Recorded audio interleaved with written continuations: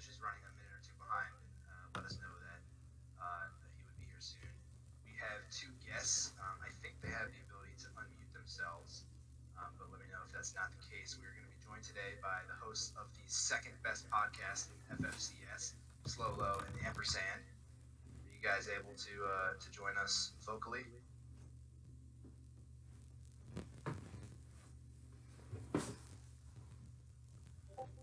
Maybe not. Oh boy, how do I do this? Oh, here, I got you. Yo, can Okay, y'all hear me? Yeah, I can hear you. What is popping, yo? Welcome. Howdy. Thanks for joining us. We're excited to have you guys. Obviously, we were inspired by the work that you've done with the ASUN podcast, and so I thought you would be appropriate first guest for us to have on CAA Today. Ooh, student becomes a teacher. Alright. Absolutely. We'll show you how it's done now that we've perfected your product. So we're going to kick off this show by doing a week 2 recap across the CAA, and Doorknob is going to lead us through that. Yeah. Don't have the cool graphics that the ASUN has, but Boo. we'll make Working do. on We'll it. make do. Boo. Yeah, we'll Boo this man. figure something out. So we're starting it off. We have St. Francis versus Richmond. This game didn't make it to halftime. Richmond got lucky. Francis with a delayed game, and so Richmond won 26-10. Richmond is in CAA South. Next up, we had Towson versus South Carolina State. Another game that didn't even make it past the first quarter, and Towson delay of game, which turned out to be the only difference in a 15-7 South Carolina State win. So moving on to the games that actually we had Robert Morris versus Dayton. This was the first finished game of the year for Robert Morris. Very consistently played, ended with a tough loss by a score of 28-30. Although Robert Morris is 0-2, this week was a huge step up, and they played a lot better than they did week 1, and they look to be a good challenge heading into conference play. Moving on, we had our very beloved Bobo, William & Mary, take on Western Carolina. And boy, this game did not end well. Western Carolina took a astounding lead and never let up off the gas. They scored 35 in the fourth quarter, and William & Mary lost by a score of 7-66.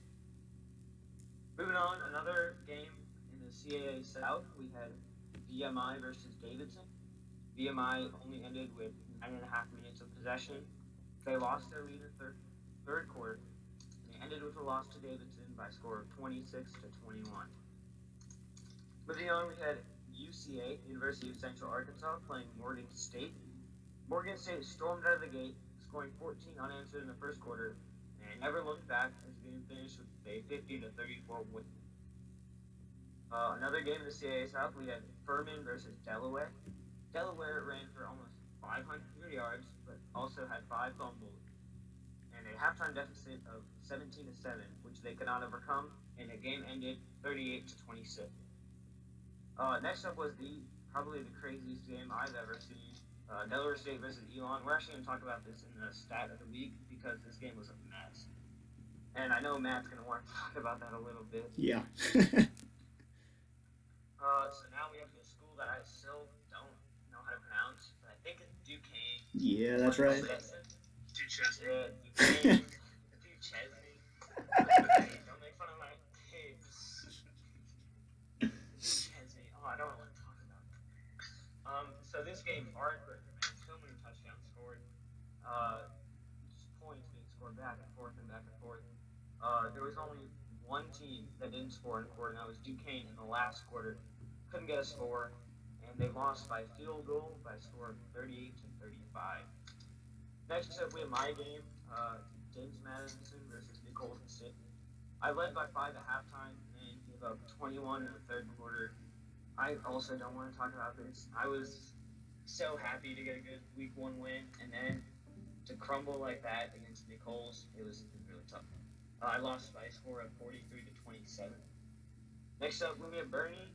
Bernie recovered from a 3-point halftime deficit against Purple and won by a score of 47-31. Purple, to answer your question, absolutely best coach. Yeah, that was a fun one.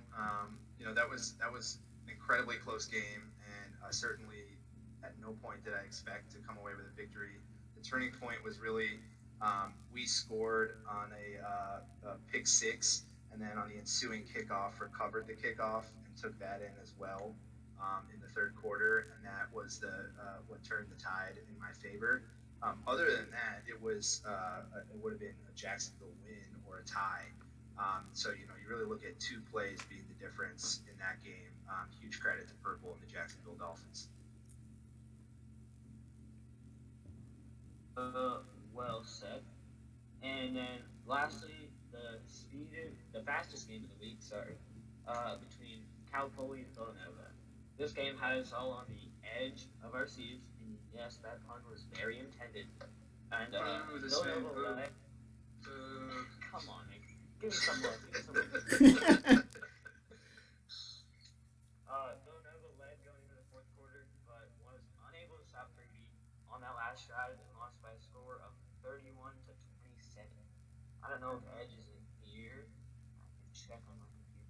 I don't think Edge is here yet, but Fruity is here. Fruity wants to say a few words.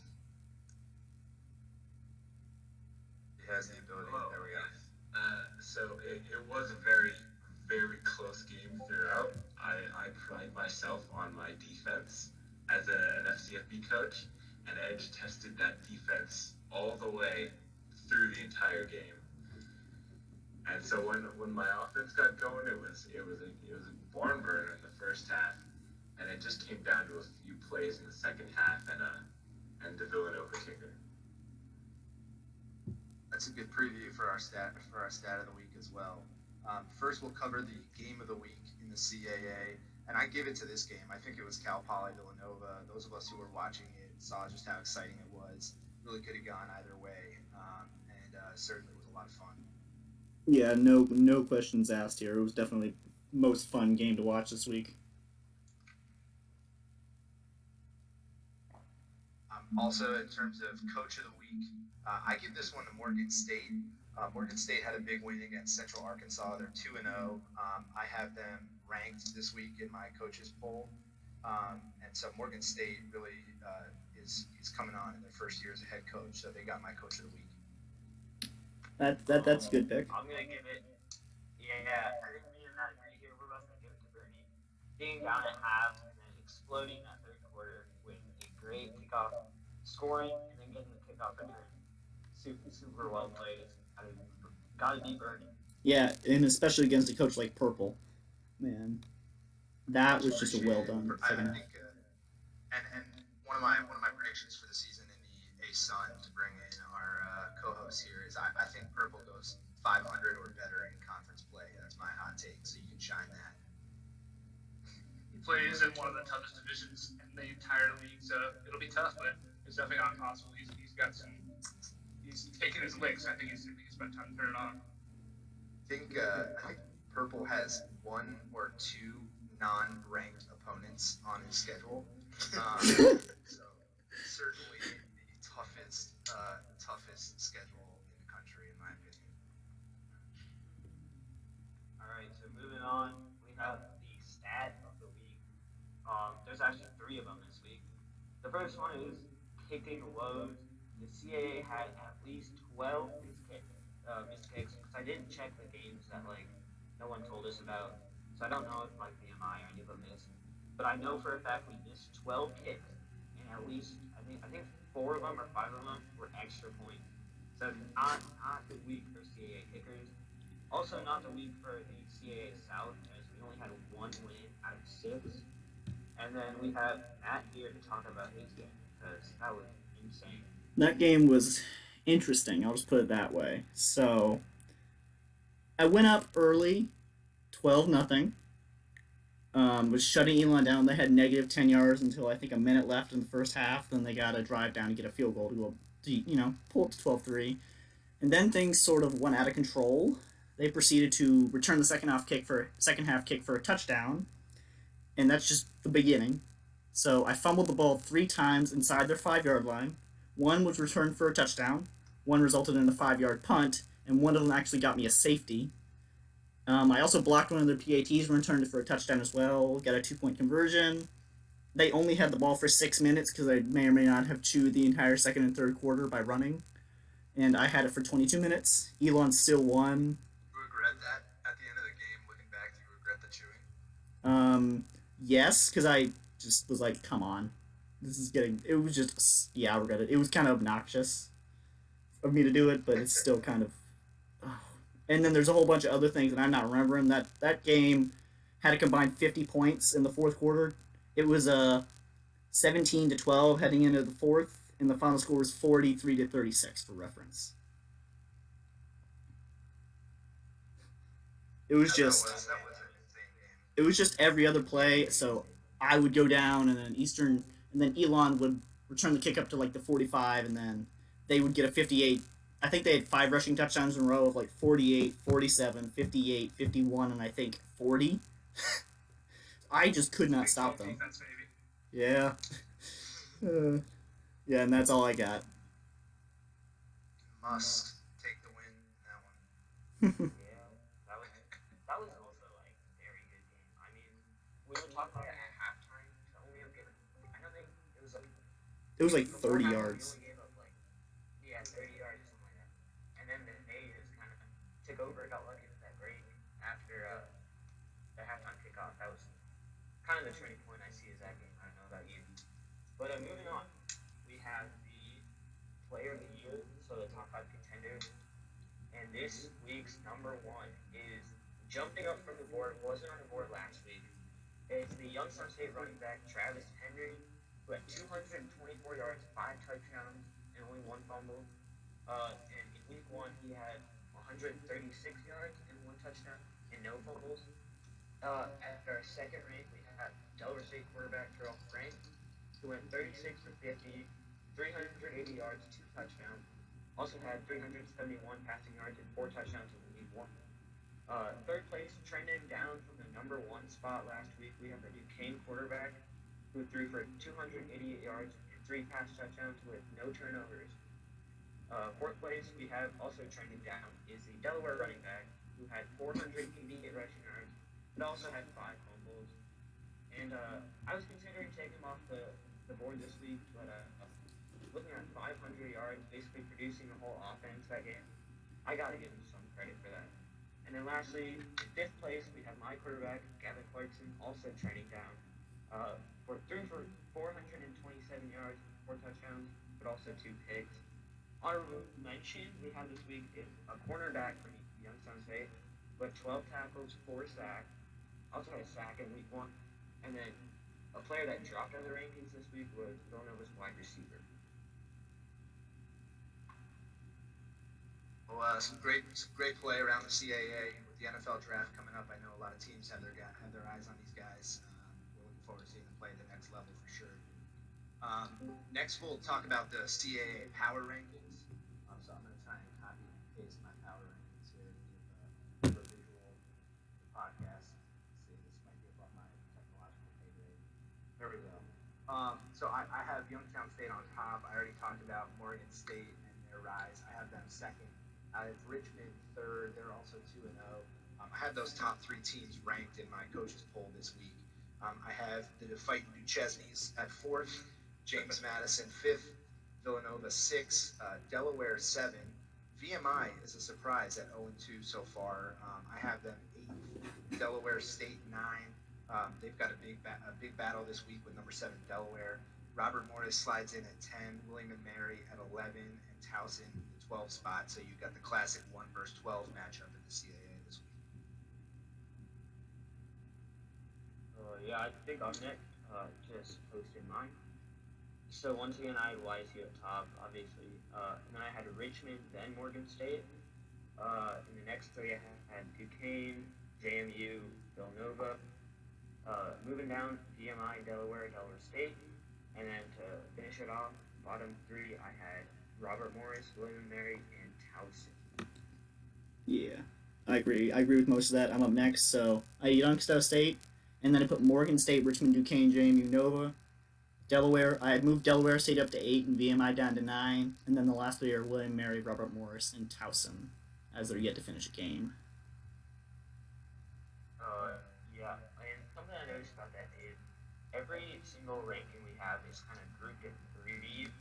So Bernie's 1, 2, 3, mine 1, 2, 3, and your 1, 2, 3 are all the same teams. And then just going down to like 4 through 6, 7 through 9, and 10 through 12, we all have the same three teams, but they're all just kind of mixed around. That was kind of interesting. Something I noticed. Yeah, it'll be interesting to see how conference play shakes that up. It's hard to get a read on some of these teams with just 2 weeks out of conference, but certainly when you start playing one another, I think we'll get a sense for how good everyone really is. So we have a FFCS question here. Which was the more surprising week two upset? Was it Northern Arizona defeating number 19 Brown by the score of 49-24, or Yale defeating number two Northern Iowa 31-21? Let's start with our A-Sun hosts, if they don't mind. Which was more surprising to you, Northern Arizona over Brown or Yale over Northern Iowa? Yale. I think Chase has been one of the better top three coaches in the Mount Rushmore of FFCS since its inception. Not to take anything away from Yale, excellent win. I think a lot of people were surprised about that, considering how poorly the Ivy got started in week one. I think that was a huge win for their conference, and I think in that same vein, I think that's why the Brown upset wasn't that surprising. Wasn't that crazy. Ivy's had a tough sled this year, so no deal. Uh, I'm not quite sure. This is gonna even more show how much I pay little attention outside the A-Sun. I don't know who Northern Arizona and Brown coaches are. I know Northern Iowa, but I don't know the other ones. So while I don't think Yale beating Northern Iowa is that big of a surprise, I don't know anything about the other two coaches. So I guess Fair. That's a fair response. I'm going to go Yale as well. I thought Northern Iowa was the number one team in the country heading into this week. I did see that they have now fallen to 0-3 in week two historically, so maybe this is just the week two yips for Northern Iowa, but I didn't see that one coming. I know Brown was the only Ivy League team to get a dub last week, so I didn't expect them to lose by so many, certainly to Northern Arizona, but I think Yale was the more surprising game. Yeah. I also agree that Yale is the bigger upset here. Anytime you beat Chase, it's a surprise. So I went with that. Now we have a segment we call Contender and Pretender, looking back at week two's results, who you consider to be a contender and a pretender after these results. Matt, do you want to start us off here? All right, so contender. I wanted to say Butler, but they just played Southern Illinois, and they have a defense made of paper. So I'm going to go with Stony Brook. They're 2-0. They beat Morehead State by 18 points, and they beat VMI by multiple scores the previous week. So they're looking very strong heading into conference play. In the pretender, I'm going to go with Alabama A&M. They've now lost to two good teams with Sam Houston State and Youngstown State, but I don't see how they're really going to do much in conference play by starting out this way. 100%. How do you respond? I'll put it this way: I started 0-2 last year, and I won the division. Conference play is a totally different beast than out of conference, and definitely gotten off to a sluggish start. I think two teams that are pretty rising right now to the apex.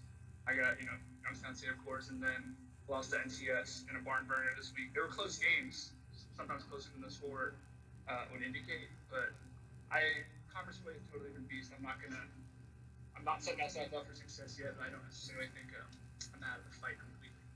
See, Judge is already smack talking in the chat.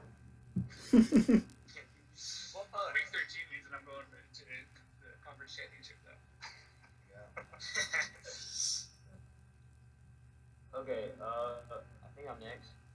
Unless anyone has anything to say about that. Go for it. Alright, so my contender was another guest for Pop. We have FAMU. They had a big win against number 14 North Dakota State. And then they beat another Dakota school this week in South Dakota State. I know they are in a tough conference. Obviously, ASUN is by far one of the best conferences play-wise. So they could see some struggles, but I do think that FAMU can go very far. And my pretender was actually going to be Brown. They were the only Ivy team that I thought had a chance to get make a deep run in the playoffs. Now that they lost, I don't think that the Ivy is gonna get that far in the playoffs this year. But for Jocks, oh, how do you respond to being the Doors contender this week? Jocks. Slow, do you have any thoughts on being the contender of the week in Doors' eyes? Oh, yeah, I appreciate it. Glad that you start uh, getting a little bit of attention. That's fun. But yeah, it's gonna be a tough road. Next 2 weeks, I got ETSU with their new coach who's already on a hot start, and then Mercer. So next 2 weeks are gonna be a big test to see if I can keep it up in conference play. But for uh, both both win different kinds of games, but they'll pull them out. Excited to see how far go in. I agree. My contender this week is Butler. They had another tough week one game against Purple Jacksonville, who we've already talked about. I do think Jacksonville is really underrated, and I was surprised to see Butler drop out of the rankings after that win. They did come back this week and absolutely blow the doors off of Southern Illinois. You never know what's going to happen after a national championship and a coaching change, but Stony Brook has picked up right where they left off. They could be my contender next week if they can get by Maine in what I hope is going to be game day this week. My pretender is San Diego. They were another ranked team that I thought would rise steadily through the rankings during the season and had what I consider to be a surprise loss. They had the biggest hit to their ELO of any team this week after that loss. Indiana State played really well, kept the San Diego offense off the field with the option offense. It'll be interesting to see if San Diego can bounce back and get back in the playoff discussion.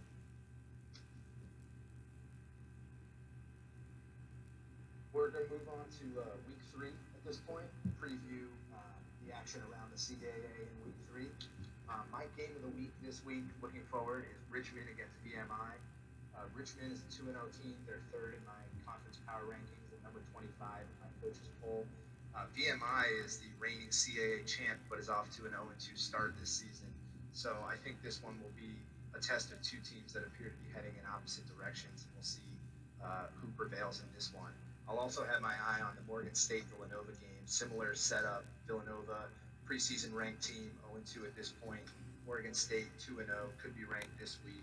And so two tests between opposite trending teams. Oh yeah, I gotta agree with that. It's gonna be Richmond VMI for me.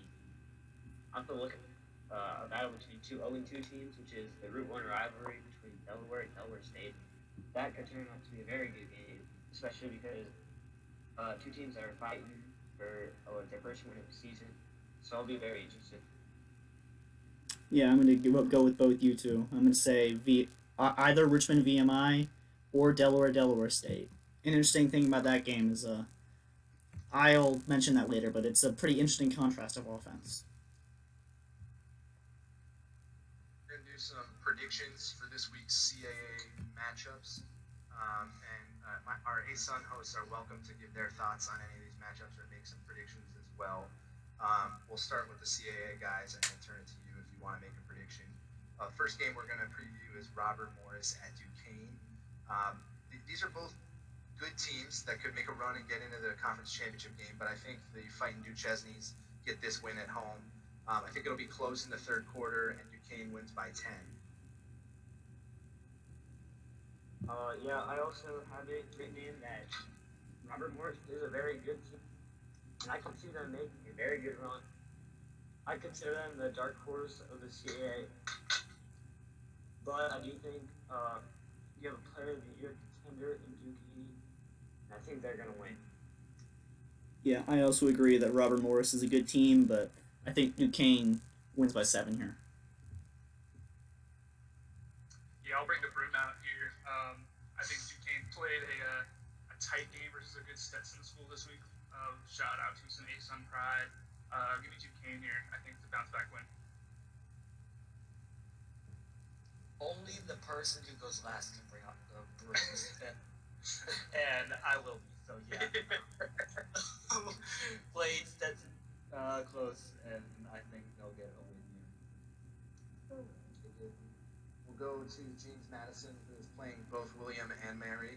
This one's a rivalry game, so you know that the coaches are going to be focused on this one. Bobo at William and Mary has shown some big playability, but will be licking his wounds after the way that last week ended. So I think JMU overwhelms William and Mary. I think that I can recover from that loss against Nichols and play very well throughout the game. I am winless against Bobo. I am 0-1, but I do think I can get to 500 against him. Yeah, I also agree. I think JMU's going to win. Bobo, I'm not sure if he'll be able to put together a consistent game after that Western Carolina anomaly. So I think JMU wins by 14. Yeah, I see the Duke's getting it done here. I think the women Mary folks are going to be licking their wounds after last week. TMU. I just like Bobo, so I'm gonna go with Bobo. One over. We have Villanova at Oregon State. I think this is going to be one of the more interesting games, as we discussed. Villanova has had a tough schedule so far. They almost beat number 5 Cal Poly. Oregon State's really hot. They could be the surprise in the conference. I think Villanova takes a lead into the fourth quarter, but Oregon State finds a way to get the dub. I am going to disagree. I think Villanova wakes up after starting 0-2 against two very good teams. I don't want to look past their game against Cal Poly because they held their ground very well. And just because of like a fourth quarter slip up, I don't think that they're gonna like take that too harshly. So no discredit to Ryland. Ryland's a very good coach, and but I do see the Wildcats going wire to wire, never being down in this game. I'll take Nova. And not so fast door. Morgan State is the underdog in my opinion here, but I still think they're going to win. I think it'll probably be something like 28-21, 31-28, not somewhere around that. I think this is an interesting scenario of like an older, more veteran coach and like a relatively new coach who's finding success here. It'll be interesting to see if the wily veteran pulls any tricks out of the bag. But I like Morgan State here too. Morgan State's on a bit of a heater right now, so keep feeding the fire.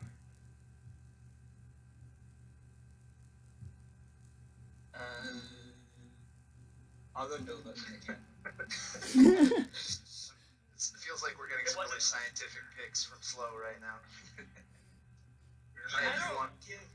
I don't give reason picks on my own show. Why would I?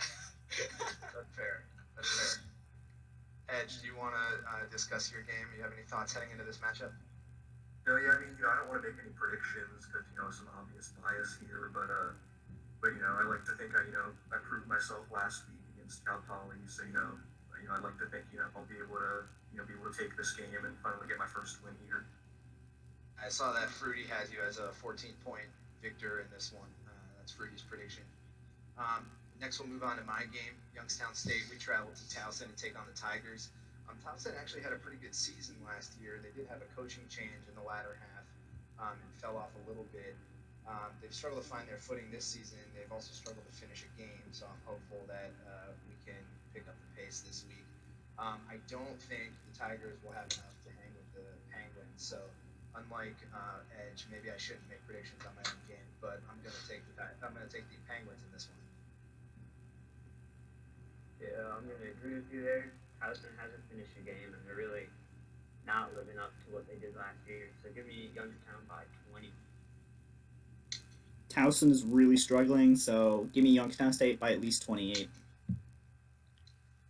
Yeah, this one's an easy one to pick for. This is Youngstown. This is Youngstown's game to lose. I'm expecting them to win big. Yeah, Penguins by 90.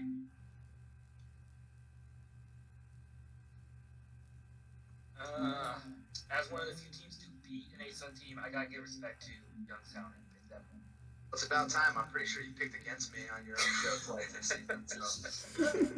I was kind of hoping for some more bulletin board material, but I'll take it. Well, I gotta go A-Sun when I have the chance, but there's no A-Sun games on the show right now. We picked the wrong week. Thank you all for handing the game to Towson here by unanimously picking me to win this one.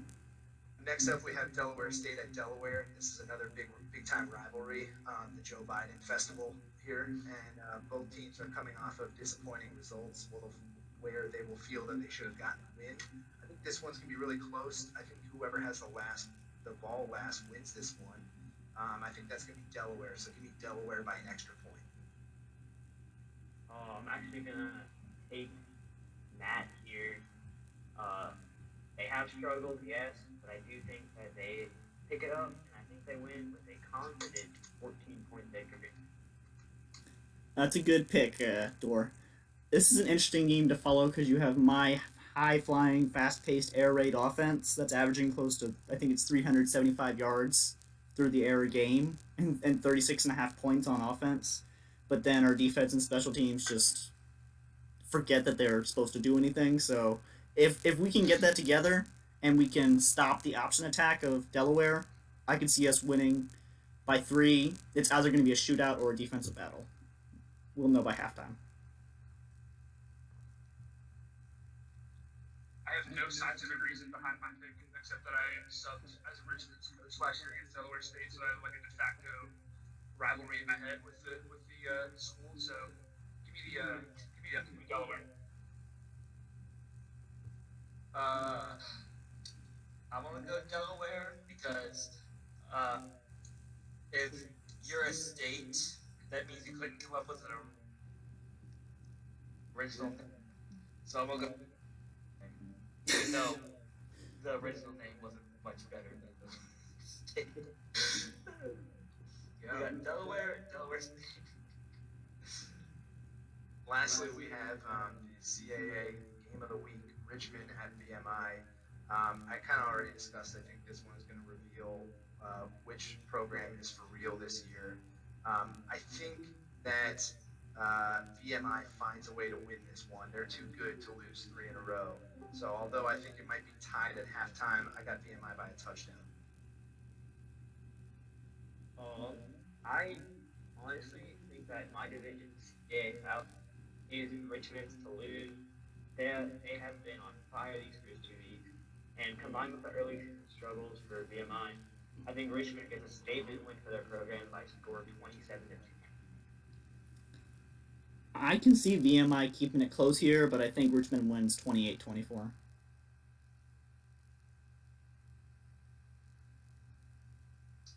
I think Ian needs to be unmuted, so I'll take his spot real quick. I don't know. Can I give? Do I have a good reason for either team? No. So let's go BMI because I can't.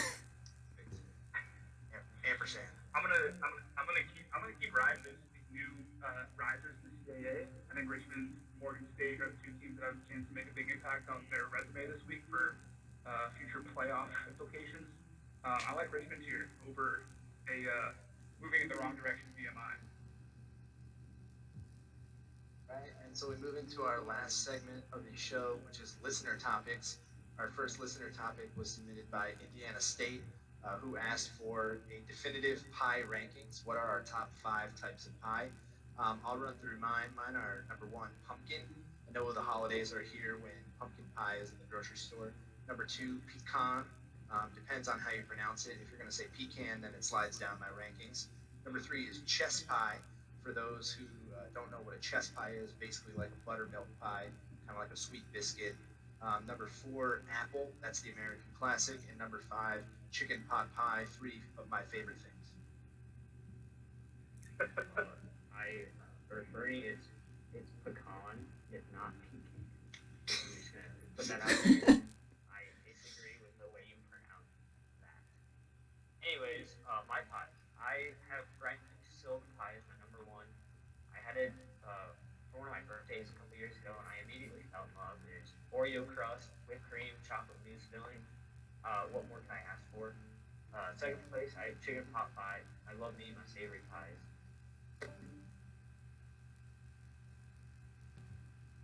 You lose door.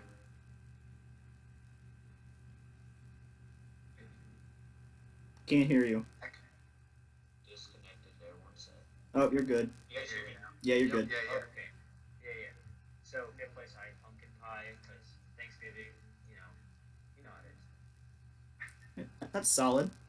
So, for me, I'm personally not much of a dessert pie person. So, first place, I have chicken pot pie. You can't go wrong. Second, you have shepherd's pie. It's one of my favorites to make. I love meat. I love taters. The third is beef pot pie. It's kind of your good in between meat pot pie. Fourth, pecan, and then I'll just say fifth because it's for the apple pie because it's the classic.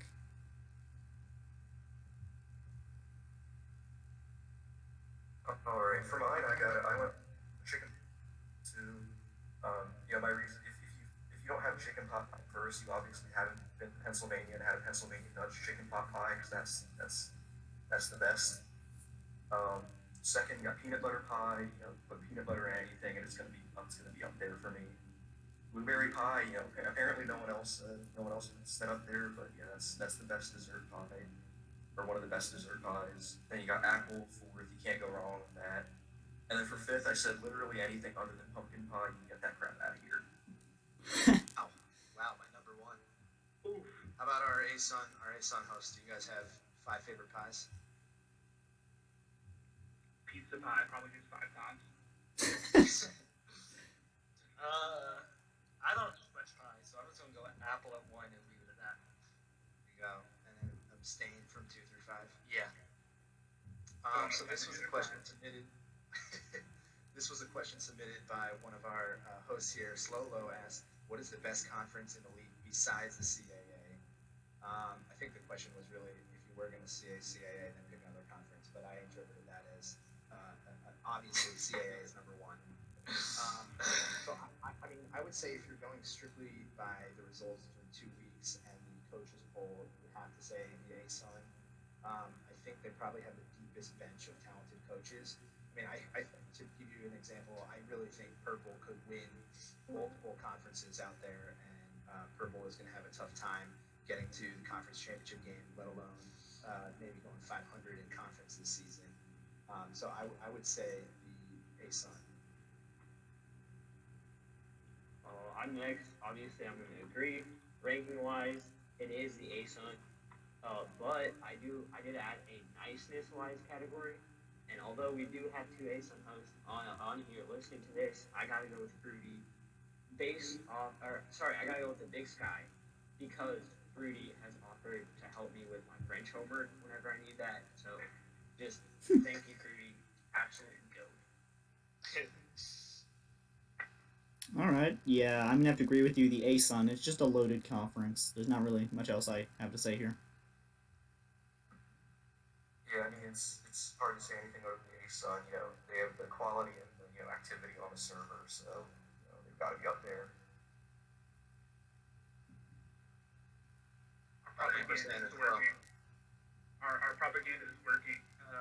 All the content network you see out there is working to help our rep. I think underrated conference this year is the Missouri Valley Conference. They were a really strong conference last year. I do think the ASUN and CA are two powerful conferences. But give me the Missouri Valley Conference as well. They're pretty deep here as well.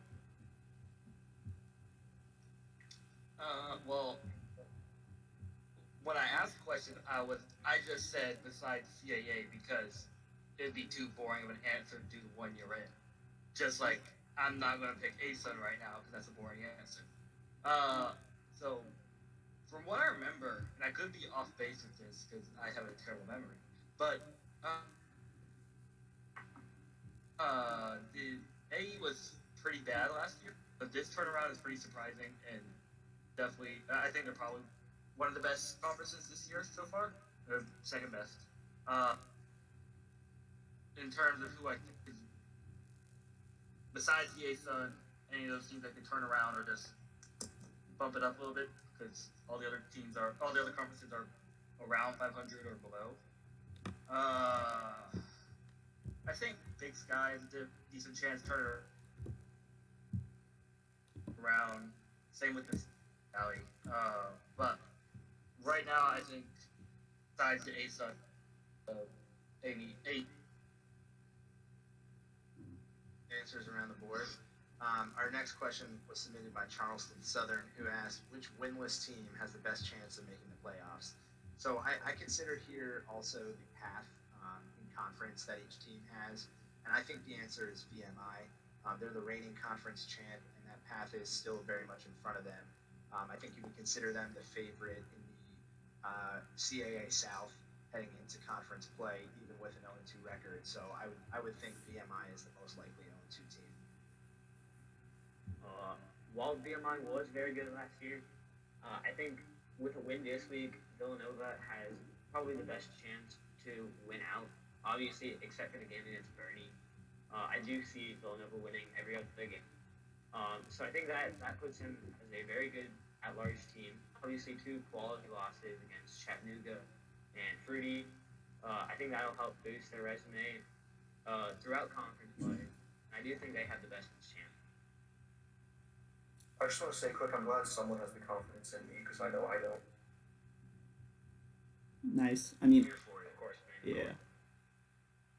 I'm also good. I'm gonna go against the VMI logic. I'm gonna say Nova, just because there are 3 or 4 teams in this conference that they should be able to hopefully at least sort of roll over, and then I don't know what the rest are out of conference, but I still think they're good enough to get at least 7 or 8 wins and compete for the playoffs. I don't know if the question was a little bit loaded, but I think Charleston Southern is the second, or sorry, is the best 0-2 team out there, and I think they have the best chance to make it in the CFC. I'm not, the CFC is still a little bit of a, you got to see how some of their new coaches kind of shake out. So I'm not totally sure about navigating that conference, but I think he won his division last year as well. He was one game away from winning the playoffs, and I think as the head of that conference, I think he's really going to right the ship and make a run.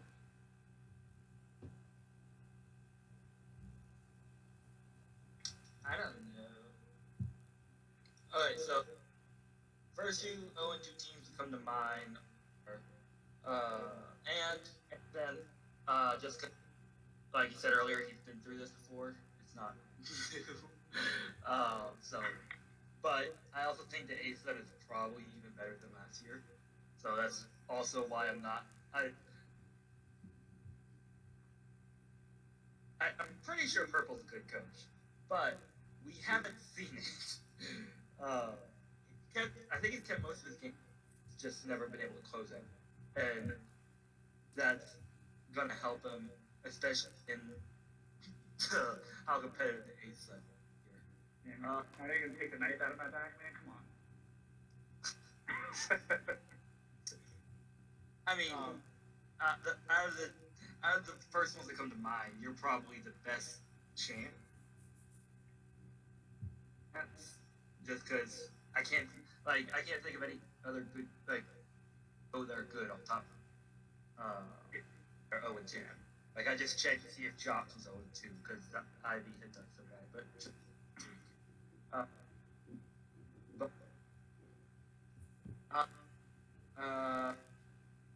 if I had to pick one, I'd go and but there's probably one that I just can't think of. There's always someone who has an easier path that I just can't think of. So I submitted our next question, which is kind of the opposite. Which 2-0 team is least likely to make the playoffs? And I think I'm going to upset one of our listeners here, but I unfortunately picked Chattanooga. It's nothing against them as a team. I think Chatty is a really good coach. Unfortunately, they play in a loaded conference. I did consider putting Florida A&M here for the same reason, but went with Chatty based on last season's conference play. I'm gonna agree with you. Chatty's also gonna be the one who's gonna most likely miss the playoffs just because of ASUN. It's too loaded.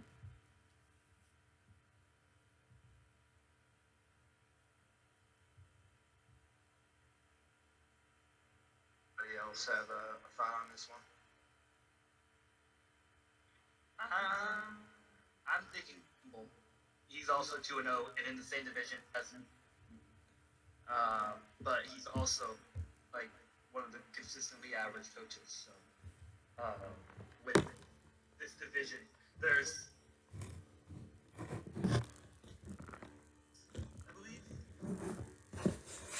I think 6 2-0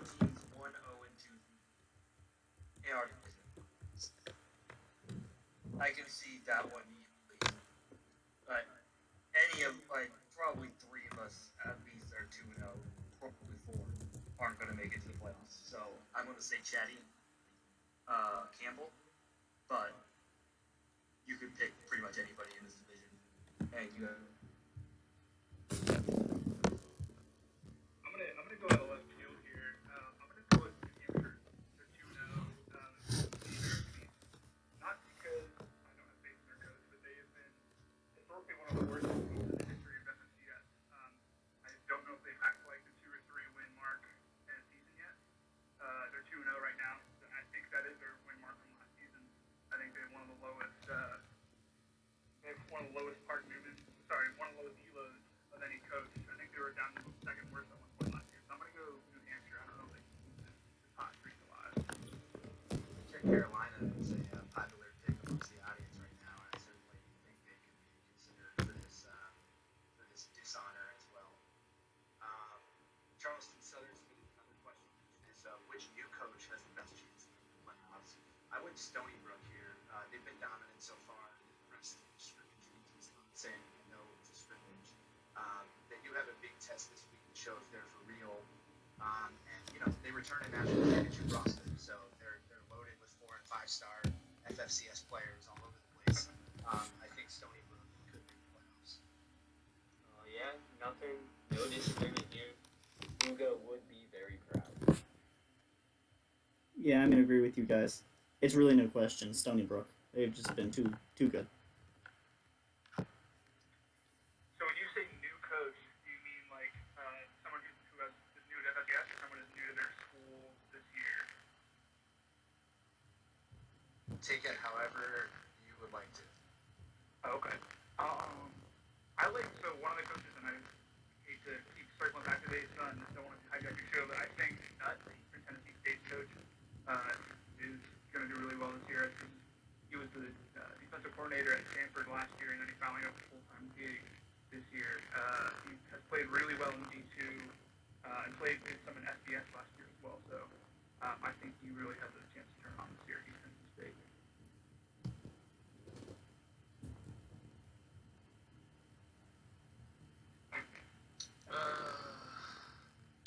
Well, I don't feel bad about bringing it back.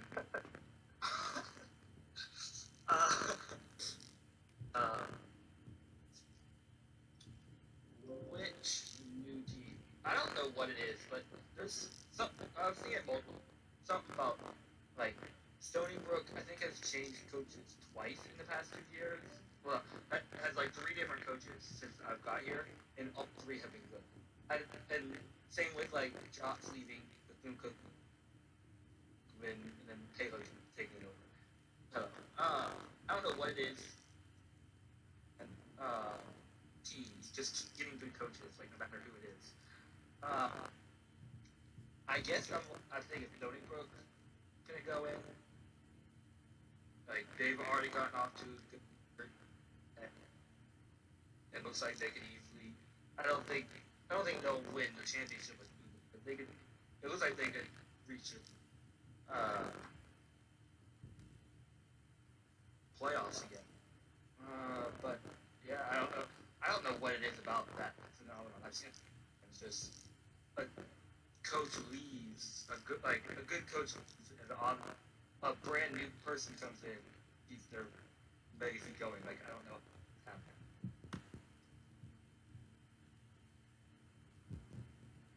We've kind of talked through some of our potential answers to this next question. Southern Utah wanted to know who we think are the most underrated coaches. I think Butler is seriously underrated. I think Maine is underrated, even though they had a high-profile game this week and didn't come out on the right side of it. Jacksonville State, they were outside the top 25 this week, was a travesty. And Sam Houston State, I think they're going to finally get some love in this week's coaches poll after another fine win. But I think people are starting to wake up to how good Sam Houston State is.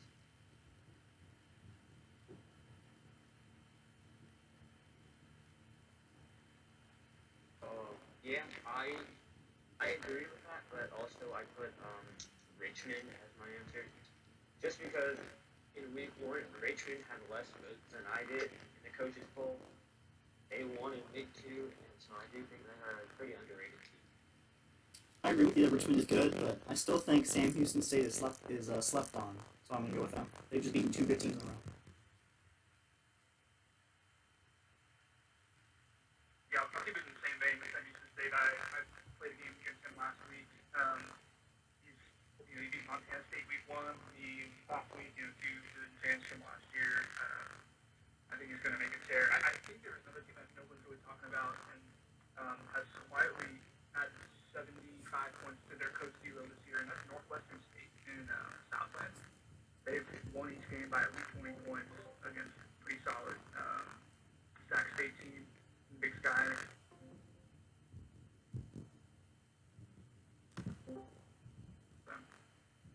Research ampersand is bringing to the table. I love it. Let's see.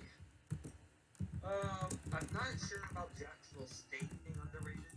Like, usually that one loss would throw someone out of the top 25, especially in coaching been like that. But I think it's because Matt isn't there right now. It's Baba. And while Baba is an all-knowing God, he hasn't had the same success as Matt has, so I think it's to not have him in the top 20. Yeah, go ahead. Sorry. Yeah. For an actual underrated team, I'd have to look at the whole. This.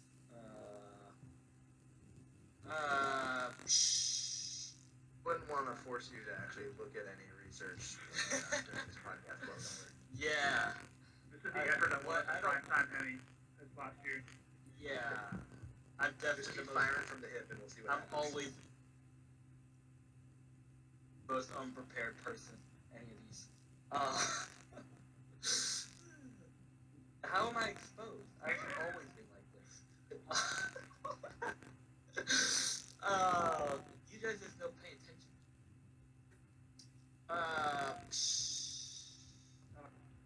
Pick some 2-0 teams that is in the top 25. Half the No. I don't know. We did have a good comment from the Peanut Gallery. Holy Cross is wondering how Northwestern State is in the Southland. I think that's something we should definitely address when we talk about conference realignment for sure. Yeah. We had another question about who's going to be number one in the coaches poll and who you think should be number one in the coaches poll this week. I think the answer is Cookman for both of those. I think it's likely that they say number one.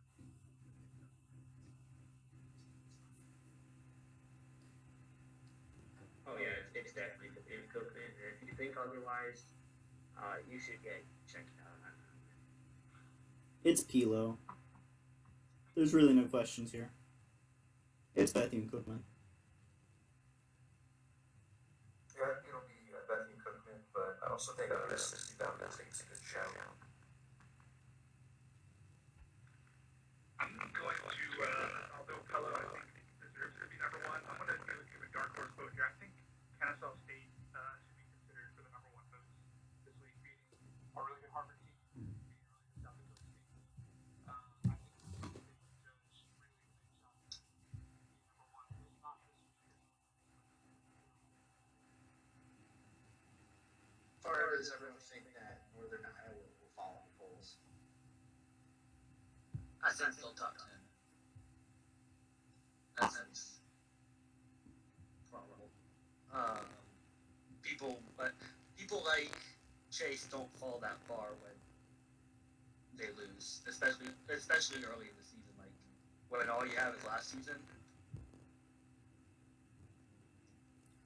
I had him at 9th, so I think he's probably going to be 10th or 11th in my poll, but overall he shouldn't fall out of the top 10. I have them 10th in mind as well. And I should mention these questions are brought to us by Kuiper and Dalpo. Yeah, I don't think he'll fall any further than like 15th at most. I know I saw him in the top 10. I think he's going to fall probably 15 to 17 range. I think early season coaches are relatively reactive, especially after Adam Albert's league. I think teams think that they're,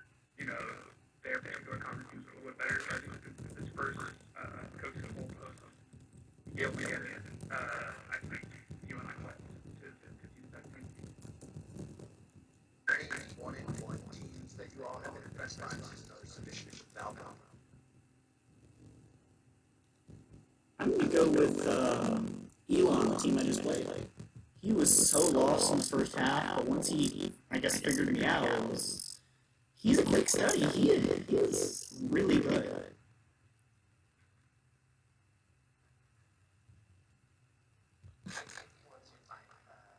This is related to my tech earlier.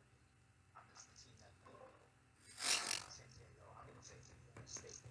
There's a lot of 1-1 teams that I thought would be very good. I still think that they're going to have really good seasons. Indiana State, I think, is a team that at 1-1 so far this season.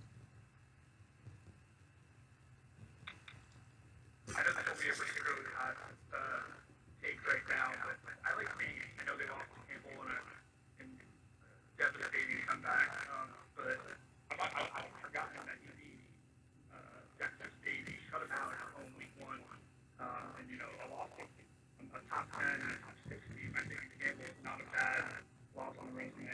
Maybe this could be very impressive. Turning the corner after last year.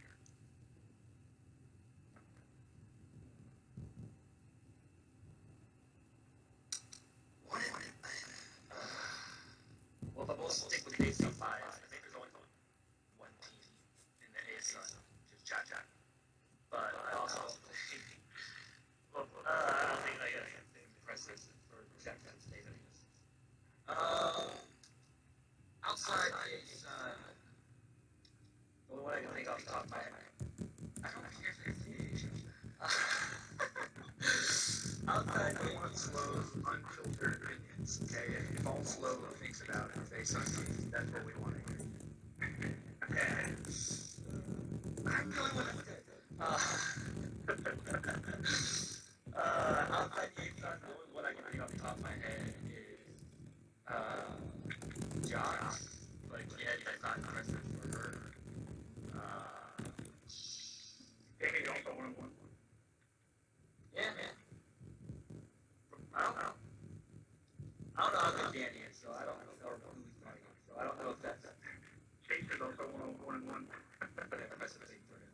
I don't think Danny has like what if Yeah. like a great record, so you have to go against 2 top teams for it to be impressive. Right. And I don't know. I've got 3 questions remaining. We'll run through them quickly here. There were a number of Chick-fil-A inspired questions for yours, and we're going to have to punt some of them to week 3, but we will quickly run down the line here and say strips or nuggets. Wants to start us off. I'll say Nuggets. I'll definitely say Nuggets.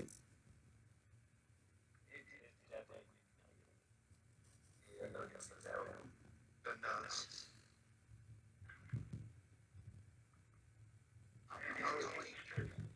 Yeah, you are alone on this one, Anderson. Are there any 2020 NFL draft prospects that you're looking forward to watching get selected? What about you, Bernie? I picked Tua. I think Tua might be a cliche pick, but I'm very interested to see if Tua's injury is impacted by quarantine and the inability to perform live for teams. So I'm just interested to see what happened to Tua. I'm interested to see where Jalen Hurts goes. He did well at Oklahoma, did well at Alabama, and I can see him producing very well. Yeah. I'm gonna go with Adam Troutman, the Dayton tight end. He's 6'7". He doesn't have game breaking speed, but he's decently fast, and he has soft hands. I'm interested to see what he does. Yeah, I'm always interested in my name guys. As far as specific guys, I'm kind of interested to see what happens with Jordan Love, because I'm not as high as most people seem to be. I can see this being a situation where in a couple of years we look back and wonder why he's being considered what the number 3 or 4 quarterback in this draft.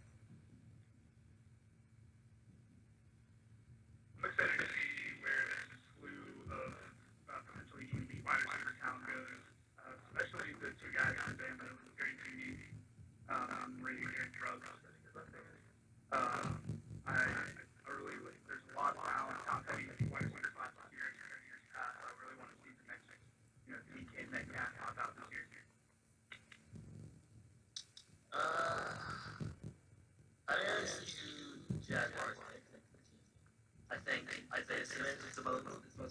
seen in the first person. But I'm also interested to see where CJ Henderson, yeah, Gator player. Yeah. This will address a tangible question here. Which conference turns it around completely by right now? They can maybe they go from good to bad in their non-conference play or bad to good. I'm gonna say that. Well, ooh, good choice. Good choice. Yeah, I see 610 right now. I don't think they finish below 500. I'm gonna say that the CAA actually turns it around. We've played some very tough out of conference opponents, and I just feel like once we start in conference, things will hopefully improve. Personally think the CFC, they're kind of starting to 500 right now. I think they finished well below 500. There's an some CFC challenge in week 8, I believe. I don't think that. I think that that's kind of tipping point for their conference. I also think that the Southland is gonna get rich of that situation. They fielded 4 playoff teams last year, I think. So I think that they're gonna finish strong, send about the same to the playoffs this year. If I can pitch in here, I would say the Ivy's definitely going to rise. I hope they do. And if I were to say anyone to fall, I would think it would be Delta. I think they're going to fall a little bit. Maybe not all the way to the bottom, but I don't see them holding 500.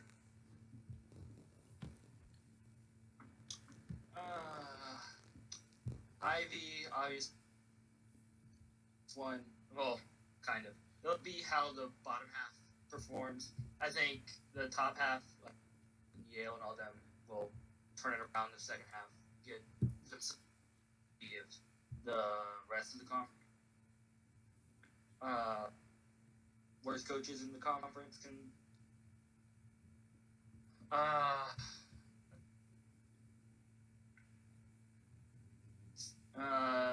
Carol Judge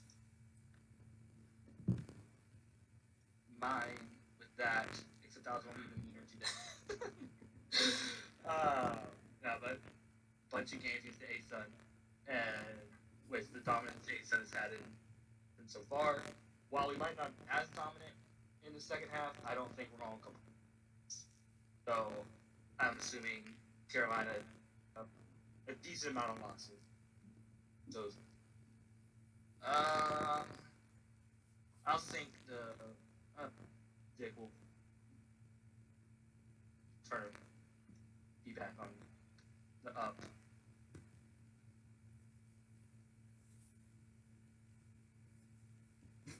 Unless anybody else has anything they'd like to add, I think this brings us to the conclusion of Week 2's CAA Today show. We will be back 2 weeks from today to bring you a recap of the Week 3 action and preview of the Week 4 action. And thank all of you for taking the time to stick around with us today. Thanks especially to our guest hosts. Tune into their show, which I believe they're recording tomorrow and dropping on Tuesday. Thanks, baby. Tune in to the better show. I think the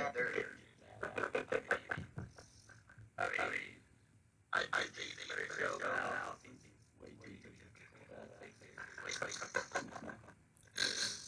Yeah, but seriously, next time take time.